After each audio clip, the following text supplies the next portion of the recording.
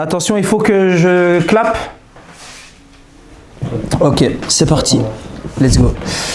Mesdames et messieurs, bonjour ou bonsoir et bienvenue dans le salon pour ce nouvel épisode. On se trouve au Manhattan Bar à Delémont. D'ailleurs, je remercie son propriétaire, Afrim Ramnabaja, d'avoir mis le lieu à disposition. Je suis avec un frérot, il a fait le grand saut. Il est passé de la 2e Ligue régionale à la Super Ligue suisse. Je parle de foot, bien évidemment. Je suis avec le crack Altin Chala.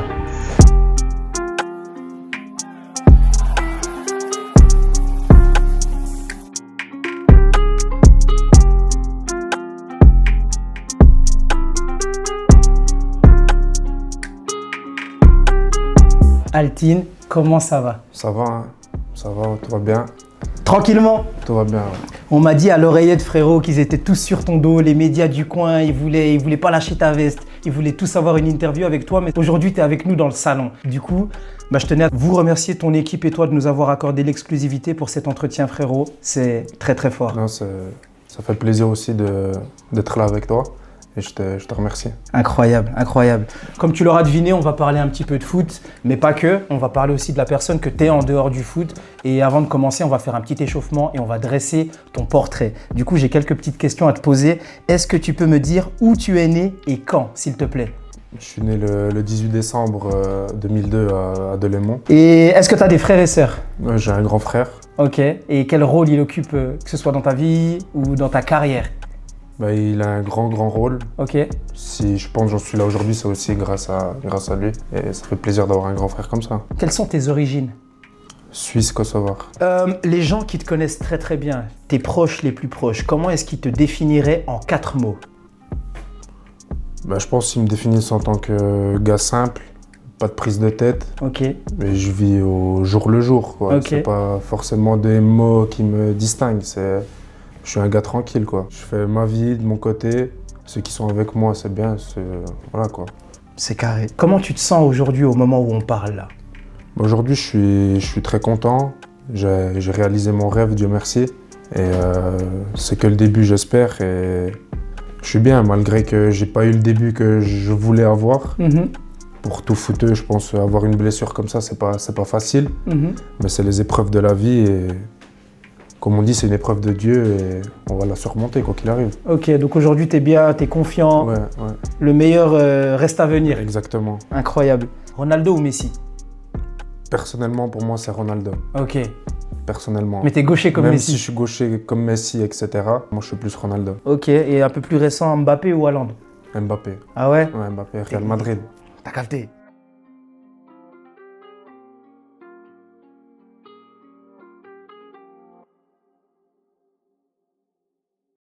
Altin, aujourd'hui, tu es footballeur pro, mais il y a encore 4 ans, tu jouais, ou on jouait plutôt, ensemble au FC Diaspora en 2e Ligue.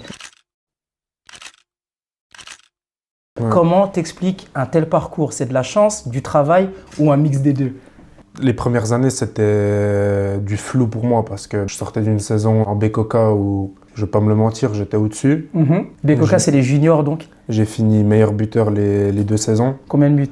J'avais fini avec 8 buts d'avance sur le 2e. Genre j'avais une vingtaine, trentaine de buts. Après, j'étais parti à Basse-Cour, en première ligue. Mais j'étais jeune, j'avais pas la maturité que maintenant que j'ai, même si j'ai que 22 ans. Et ça s'est pas passé comme je voulais. Ils me faisaient pas confiance, ils faisaient jouer un peu les anciens, ce que je comprends totalement. Ok.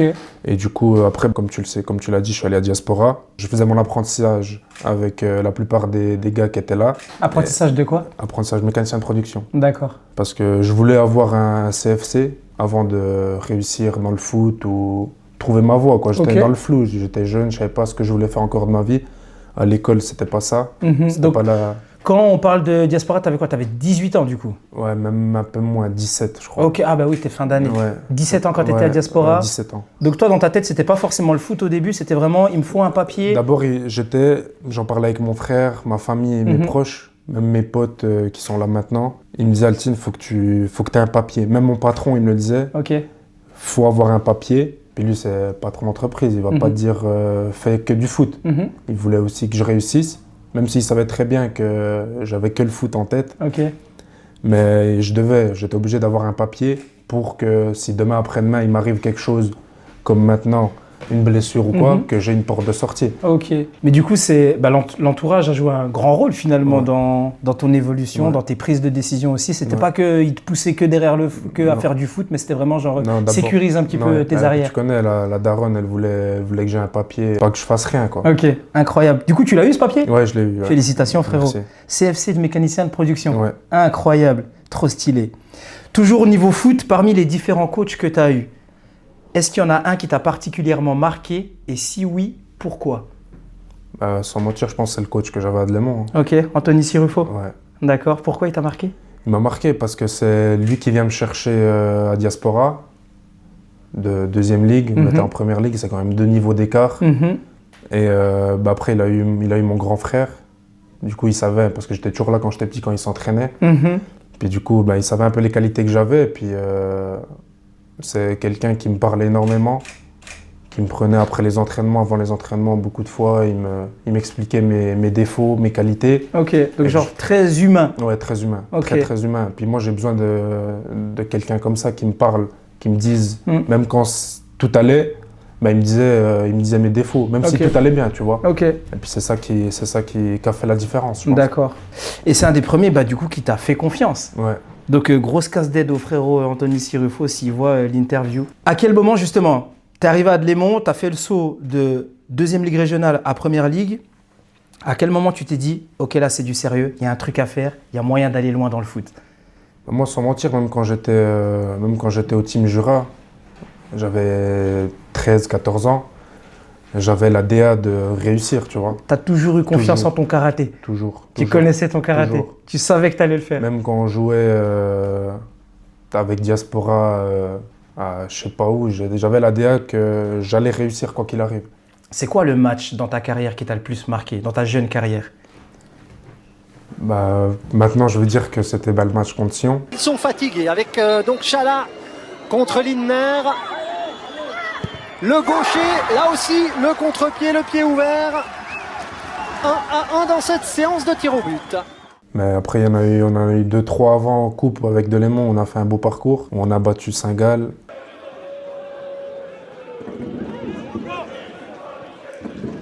Gut wieder lanciert. Das ist die nächste Chance für Delémont. Ball gut geblockt, war wichtig. Nächste Flanke und da ist der Captain ganz alleine und er erzielt das 2:1. On a battu Lucerne en coupe. Au premier poteau, et c'est l'ouverture du score jurassien. Chala reçoit le cuir, un joueur jurassien couché dans les 16 mètres adverses. Oh, Chala qui a ridiculisé Ottiguer et sur le point de pénalty, quel arrêt Pascal Oret sur la place, sur la frappe de Martin François. Et après, on avait reçu Servette, mais ça s'est pas passé comme prévu. Puis après, l'année d'après, on a joué Sion, ça s'est très bien passé. Chala qui a éliminé FT, c'est bien fait. FT qui a essayé de retenir. L'arbitre a laissé l'avantage. L'arrivée de Hubert qui va pouvoir centrer. Premier poteau. Mais tous les matchs de coupe, ça s'est très bien passé pour moi. Ouais, ça s'est effectivement très bien passé. C'est assez ouf parce que c'est presque, j'ai l'impression que c'est le destin. Genre en mode tous ces matchs qui ont été mis sur ton chemin, en mode où tu as pu te mettre en avant devant tout le monde, devant la Suisse entière par un moment. Et regarde où ça te mène aujourd'hui, c'est un truc de ouf. Les frérots, ils rigolent ou quoi? Il n'y a pas de galère, c'est très bien. Donc j'ai l'impression que c'est un parcours qui est un petit peu tout tracé. Ouais. Et justement, j'ai cru comprendre dans ce que tu me disais que tu étais croyant. Donc tu te dis que c'est vraiment des étapes que Dieu il a mis sur ton chemin pour… Exactement. Ok.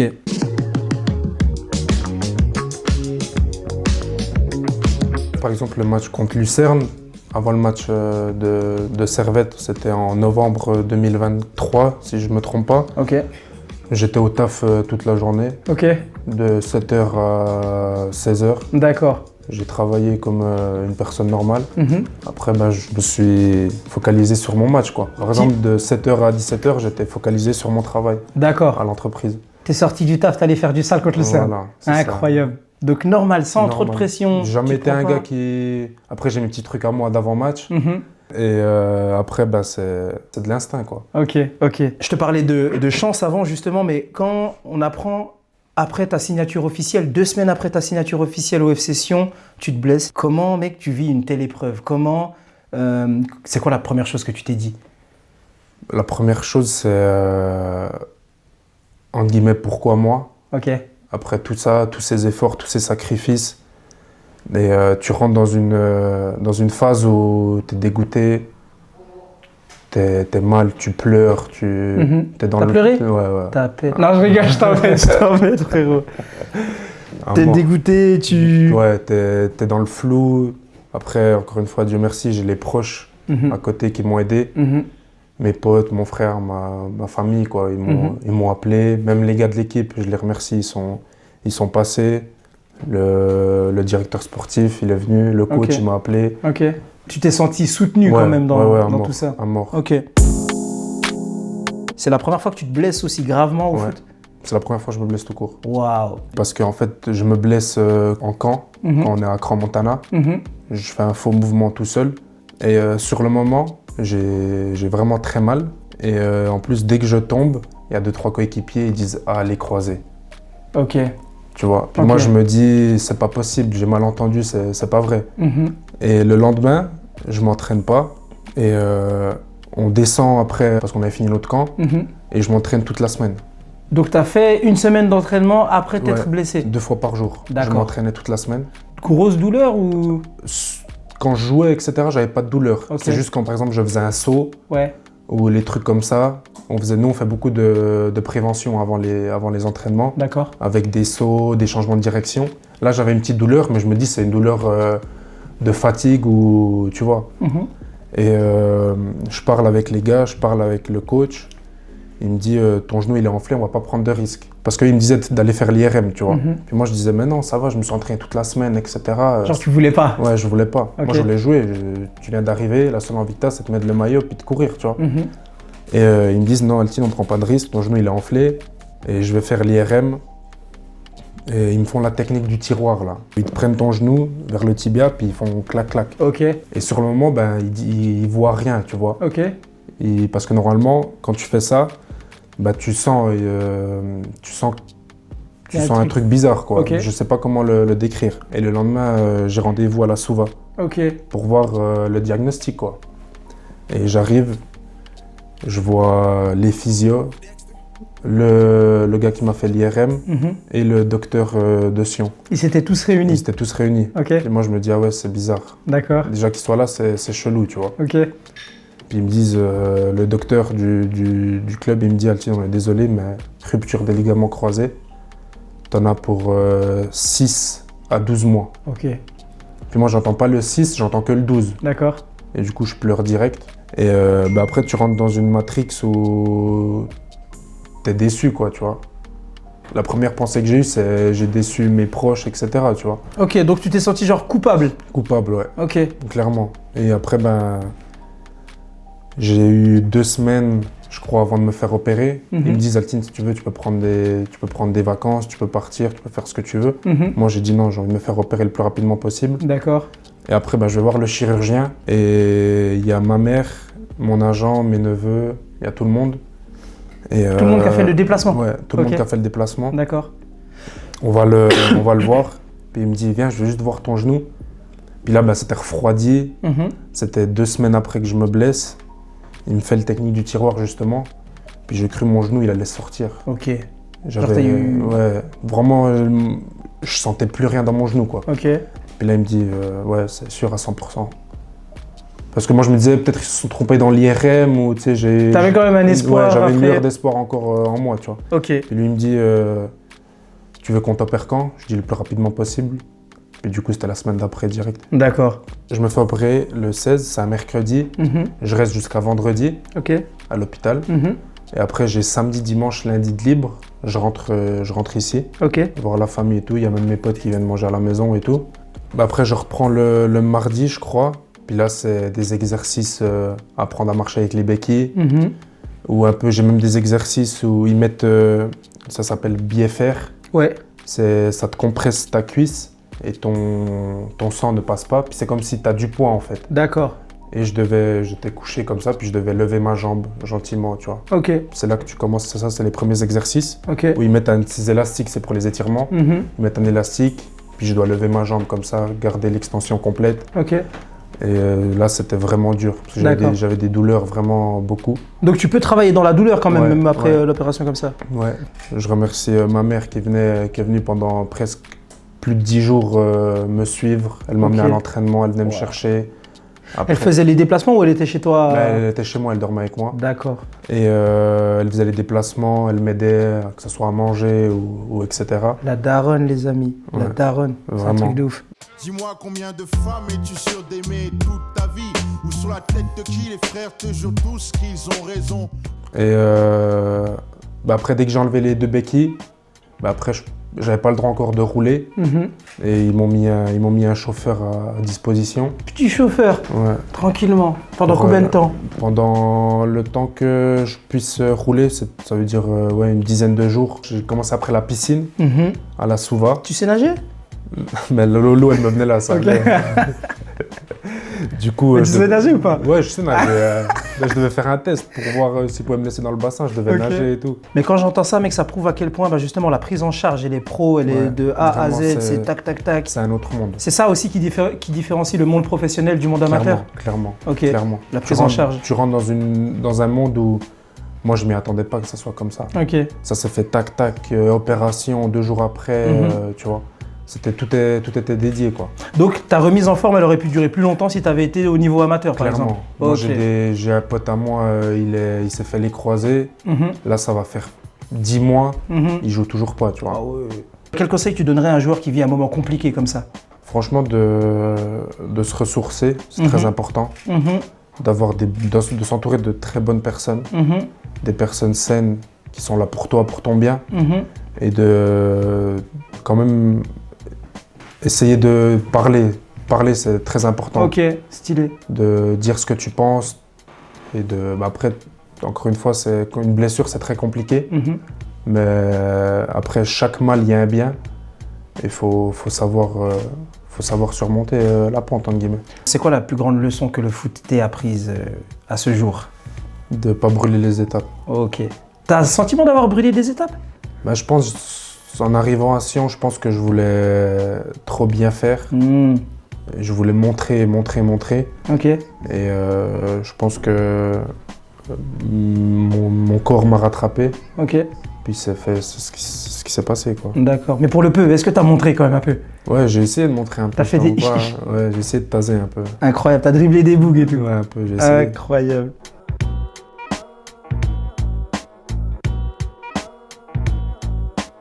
Souvent, je me réveille à 7-8 heures. Ouais. Max 8 heures. Je vais déjeuner. Et après, je vais à l'entraînement. Ok. Vers 9h, 8h45 comme ça. D'accord. Après, j'ai les exercices à faire de 9h à 11h, comme ça. Ok. Et souvent, j'ai 2 parties. J'ai la partie pour mon genou, les exercices pour mon genou. Et après, j'ai le haut du corps ou du physique sur le vélo. Ok, donc c'est des bonnes séances. Ouais, c'est des bonnes séances. Ok. Et après, je rentre manger. Tu te fais à manger tout seul ou? Je vis à l'hôtel. D'accord. C'est-à-dire, j'ai il est bien, lui. J'ai un gars qui me fait à manger et tout. Mais je fais attention, tu vois. D'accord. Je fais beaucoup attention. Là, depuis que je me suis blessé, je fais énormément attention. Avant, tu faisais pas attention. Je faisais attention, mais tu connais... Tu mangeais des trucs en secret. Ouais, vite fait. Genre, typiquement, il y a un petit truc que t'aimais bien. Les plats de la daronne, je te mens pas, c'était terrible. Ça, tu peux plus trop te permettre. Une fois par semaine. Par exemple, là, hier, je suis rentré, elle m'a fait un plat et tout. Tu vis à l'hôtel? Ouais. Toute l'année? Le temps que je me réadapte, après, je pense que je vais prendre mon petit appart, tu vois. Ok. Mec, c'est trop ouf. C'est-à-dire, t'appelles, il y a le service de chambre. Non, après, faut pas abuser non plus, tu vois. C'est correct. Ouais. Ok. Je descends, après, il y a d'autres joueurs aussi, tu vois. J'ai fait des amitiés là-bas, avec des joueurs. D'accord. Puis, encore une fois, je les remercie parce que... Ils savaient un peu mes douleurs, mes peines, par où je suis passé, que c'est pas facile. Puis dès qu'ils avaient rien à faire, ils m'appelaient. Ok. Puis ils me disaient, viens, on va passer un moment, viens, on va manger, viens te poser chez moi et tout. Ok. Puis du coup, ils me donnaient des conseils, tu vois. À qui est-ce qu'on peut faire une casse d'aide là de ton équipe Obsession? Donat, Benji, Kreshnik Airizi, il joue avec le Bled. Ok, il joue avec le Bled. Kosovo? Ouais, le Kosovo, ils ont gagné hier contre Ils sont en pétard, ils sont deuxième là, j'ai vu. Ils sont deuxième. Il a joué? Non, il a pas joué, mais il a joué contre la Suède. D'accord. C'est ouf. Ouais, c'est dingue. Là, ça veut dire que t'es arrivé dans un milieu, frère, où ça parle en équipe nationale, où ça parle en grand championnat, où ça parle d'oseille aussi. Oseille. Et la grande question que tout le monde se pose, combien est-ce que tu... Non, je rigole. Non, c'est ouf, c'est oufissime. Et est-ce que tu réalises en fait que t'es arrivé t'es arrivé t'es dans la cour des grands maintenant. Bah, là, je pense que j'ai réalisé, mais au début, je te mens pas, non, pas trop. Parce que j'arrive dans le vestiaire, je check, par exemple, le premier que j'avais vu, je crois, c'était Ali Kabakalman. Ok. Tu vois, Capitaine? capitaine. D'accord. Et après, le deuxième, c'est qui? C'est Benji Kololi. D'accord. Puis moi, bah, nous, on le regardait avec la famille, tu vois, quand il jouait avec le Kosovo. Puis c'est un gars en plus que je suivais depuis longtemps, tu vois. Incroyable. Et le voir, le checker comme ça, c'était un peu un rêve, tu vois, de jouer avec un gars comme ça où tout le monde le connaît, tu vois. Ok. Et après, bah, je fais 1 mois, 2 mois, bah, y a Donat, tu vois, qui vient. Puis encore, lui, il a joué la Ligue des Champions, il a fait plein de trucs, Waouh. tu vois. Il a joué avec le Bled, il a marqué, c'est des gars qui m'inspirent, ouais. D'accord. Et du coup, ces personnes qui t'inspiraient, c'est devenu tes coéquipiers? Ouais. Incroyable. Incroyable. C'est ouf. Mais du coup, tu dois te focus, tu dois te concentrer et pas te dire putain, ces gars, je les admire, mais c'est vraiment genre maintenant. Maintenant, c'est des gars du taf, quoi. Ok. Bah justement, tu as eu l'occasion de vivre la vie de groupe au FC Sion. Pour le peu, est-ce que tu arrives à dire c'est qui la personne la plus drôle dans le groupe? La plus drôle, franchement, il y en a 2-3, ils sont très drôles. Tu peux citer des blagues. Bah, franchement, après, on a vraiment un bon groupe qui vit très bien, tu vois. C'est normal, vous gagnez des matchs. Non, Je pensais, tu sais, que quand j'allais arriver en pro, personne va me calculer.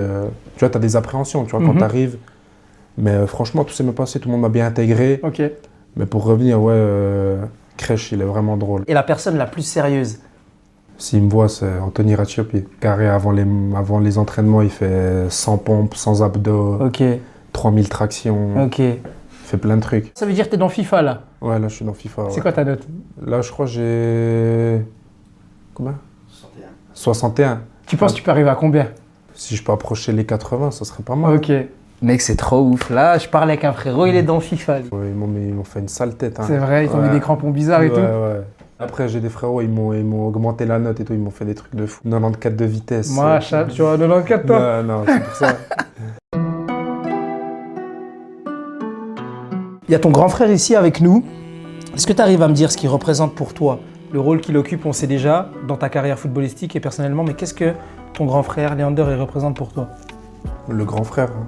C'est un peu le deuxième daron, tu vois. C'est pas le genre de gars qui va tu sais, te montrer ses sentiments, etc. Tu vois. Tout ce qui est pour mon bien, les sorties et tout ça, il est là un peu un peu à me saouler, mais je sais que c'est pour mon bien au final. Ok. Tu vois. Même quand je taffais et que ça allait pas à basse-cour, bah, il voyait, tu sais. Parce qu'il était plus grand, on a 7 ans de différence. Puis il est passé aussi par le monde du foot. Mais ça s'est pas passé entre guillemets comme moi, tu vois. Parce qu'il était nul. Il n'arrivait pas à plonger, miskin.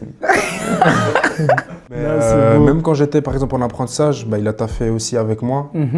C'est lui aussi qui m'a peu aidé parce que vraiment à l'école, j'en pouvais plus, j'étais trop nul à l'école. Ah ouais? Vraiment, j'étais super nul. Parce qu'il voyait un peu comment j'étais à l'école, quoi. Je recevais pour la petite anecdote, je recevais des 1. Mais quand tu reçois un, c'est que t'es vraiment nul. Ouais, bah, j'étais vraiment nul. Moi, je suis en train de dire. Puis Comment ça? Ben non, mais je prenais. Parce que le prof, il le faisait en rouge. Et moi, j'avais un stylo rouge, tu sais, où t'es face avec le dos du stylo, là. Puis je faisais la barre du 4. Ah ouais. Puis je montrais. Puis je faisais 1,9. Tu trichais comme ça? Ouais, puis la daronne, elle me disait, ah ouais, bien, t'as bien appris et tout, tu vois. Alors que, miskin, j'avais reçu 1. Ouais. Est-ce que t'as un souvenir d'enfance lié au foot qui te fait encore vibrer, qui te fait encore sourire aujourd'hui? Franchement, il y a un truc où moi, je kiffais à mort, j'attendais. C'est quand on faisait souper du quartier. Ok. Et ça se finissait à 3-4 heures du matin. Ok. Et on mettait mon but sur la route. Ouais. T'avais quel âge? J'avais, j'avais 10, 11 ans. On mettait un but sur la route avec Alessio. Ok. Et lui et moi, je prenais un autre but, on le mettait un peu plus loin. Et on se retrouvait, moi, mon frère, Alessio, Ken, Stele, ses 2 frères. Ouais. Et on faisait un foot à 4 h du matin. Puis nous, on a les lampadaires sur la route, tu vois. Incroyable. Du coup, ça illuminait. Et on faisait des foot de fous malades. Donc là, on parle des trucs, ça date d'il y a plus de 10 ans. Ouais. Incroyable. Bah, grosse dédicace à Ken, au frérot, Alessio qui est là avec nous aujourd'hui, Léandre qui est là avec nous aujourd'hui, Ken Stele, si vous nous regardez les gars, grosse casse-tête, vous faites partie d'un des meilleurs souvenirs d'enfance d'Altine. On arrive gentiment au bout de cet entretien, en conclusion. Ça, c'est un truc que j'aime bien faire maintenant. Est-ce que tu voudras bien, après, regarder la caméra et dire le message que tu adresses aux jeunes footeux qui désireraient justement devenir footballeur professionnel, aux jeunes sportifs ou sportifs qui désireraient faire une carrière professionnelle? Quel message est-ce que tu leur adresserais? Mais là, c'est pas à moi que tu t'adresses, c'est vraiment à la caméra. Là, je me tourne Quel vers message t'adresserais aux jeunes sportifs et sportives qui désirent faire une carrière professionnelle? Bah, vraiment, déjà, c'est d'avoir un but précis. De ne pas être dans le flou, parce que le flou, ça te disperse un peu, tu vois. Et de ne pas lâcher, même si tu as des moments compliqués, que ce soit blessure, le coach ne te fait pas confiance, les coéquipiers, il faut toujours l'avoir dans le coin de sa tête, tu vois. Ok. Même si après, il y a aussi l'aspect en dehors du foot, la famille, peut-être il y en a ils ont des galères, des problèmes, le taf, ça se passe pas. Tu vois, il y a tout plein de trucs qui font que, mais toujours être motivé et avoir un rêve. Moi, ce qui m'a fait arriver aujourd'hui ici, même si encore j'ai rien accompli, entre guillemets, c'est d'avoir un rêve. Moi, mon plus grand rêve, déjà, c'était de signer pro dans un club en Super League. Ça, on a coché. Ouais, c'était très important pour moi. Après, je te mens pas, entendre la musique de la Ligue des Champions, ça me fait... Machallah, c'est beau, frère. Ça me fait... Juste d'en parler, j'en ai les frissons. Incroyable. C'est, Putain, il peut jouer la Ligue des Champions, ce fou. C'est un truc de ouf. Franchement, c'est un des trucs qui me fait le plus rêver. Je te remercie d'avoir pris le temps de venir nous parler un petit peu de toi, de tes coups durs, de tes blessures, de tes réussites aussi. On peut clôturer là-dessus. Je te remercie du fond du cœur d'avoir accepté de venir parler un petit peu. J'ai un petit cadeau pour toi. Ça te fait plaisir. Ah, mais je vais le montrer à la caméra quand même. Un petit cadeau de la part d'Altin Chala. Maillot du FC Sion, floqué numéro 23.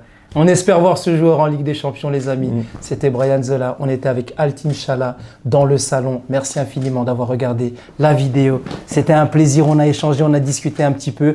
Et un truc qui est très important, avant qu'on clôture cette vidéo, j'aimerais aussi vous montrer l'envers du décor, parce que c'est toute une équipe qui soutient un frérot. Et si vous êtes d'accord, les frérots, de juste venir de ce côté de la caméra, parce que c'est pas un joueur qui est tout seul, c'est aussi toute une équipe qui est derrière. Même toi, Samy, le photographe, il y a des gens qui suivent, il y a des gens qui relaient un petit peu. Et regardez, venez voir ce qui se passe un petit peu dans la vie d'un footballeur professionnel. Ils sont pas tout seuls, ils sont accompagnés par leurs proches, par leurs amis, les frérots qui soutiennent. On peut pousser tout ça.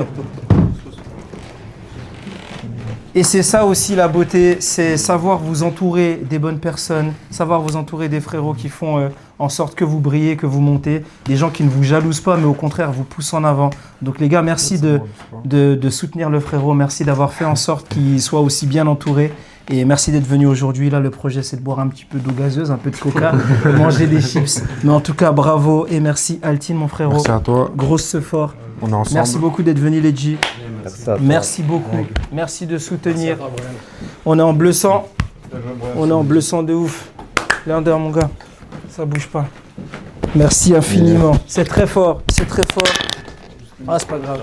C'était Brian Zola. On était dans le salon avec Altin Chala en pétard, les amis. Merci. Merci et au revoir. C'est bon comme ça?